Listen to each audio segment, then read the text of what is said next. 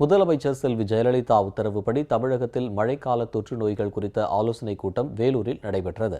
வேலூர் மாவட்டம் மேல் விசாரத்தில் மழைக்கால தொற்று நோய்கள் குறித்த ஆய்வுக் கூட்டம் நடைபெற்றது. இக்கூட்டத்தில் கொசு உற்பத்தியை தடுப்பது, சுற்றுப்புறத்தை தூய்மையாக வைத்துக் கொள்வது உள்ளிட்ட நடவடிக்கைகள் குறித்து விளக்கமாக எடுத்துரைக்கப்பட்டது. உலக சுகாதார மையத்தால் கண்டறியப்பட்ட 29 வகையான வைரஸ் காய்ச்சல்களையும் கண்டறியும் வசதிகள் தமிழகத்தில் உள்ளது என்றும், அரசு மருத்துவமனைகளில் தேவையான பரிசோதனை கருவிகள், மருந்து மாத்திரைகள், இரத்த தட்டணுக்கள் போன்றவற்றின் இருப்புகளை அரசு தொடர்ந்து உறுதி செய்து வருகிறது என்றும் தெரிவிக்கப்பட்டது. மேலும் அனைத்து மாவட்டங்களிலும் உள்ள களப்பணியாளர்கள், மருத்துவர்கள் மற்றும் மருத்துவம் சார்ந்த பணியாளர்கள், தனியார் மருத்துவர்கள் உள்ளிட்டோருக்கு தொடர் சிறப்பு பயிற்சிகளும் அளிக்கப்பட்டு வருகிறது என்றும், இத்தகைய பன்முக நடவடிக்கைகள் மூலம் தமிழகத்தில் மழைக்கால தொற்று நோய்கள் பரவுவது முழு கட்டுப்பாட்டில் வைக்கப்பட்டுள்ளது என்றும் அமைச்சர் தெரிவித்தார். இக்கூட்டத்தில் அமைச்சர்கள் டாக்டர் சி. விஜயபாஸ்கர், திரு கே. சி. வீரமணி, திருமதி நிலோஃபர் கபில் ஆகியோர் பங்கேற்றனர்.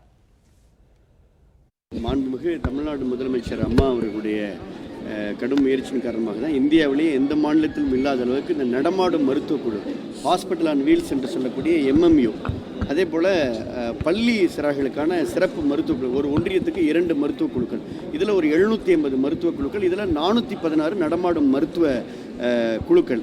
இந்த அனைத்து குழுக்களும் ஏற்கனவே அவங்க ஷெட்யூல் படி சிறப்பு சிகிச்சைகளை, குறிப்பாக காய்ச்சல் கண்டுகின்ற கிராமங்களில் முழு வீச்சில் அவங்க விழிப்புணர்வு பணியையும், காய்ச்சல் கண்ட அந்த நோயாளிகளை உடனடியாக அவர்களை அரசு மருத்துவமனையில் அனுமதித்து சிகிச்சை மேற்கொள்ள வேண்டிய அந்த விழிப்புணர்வையும் ஏற்படுத்தி வருகிறார்கள்.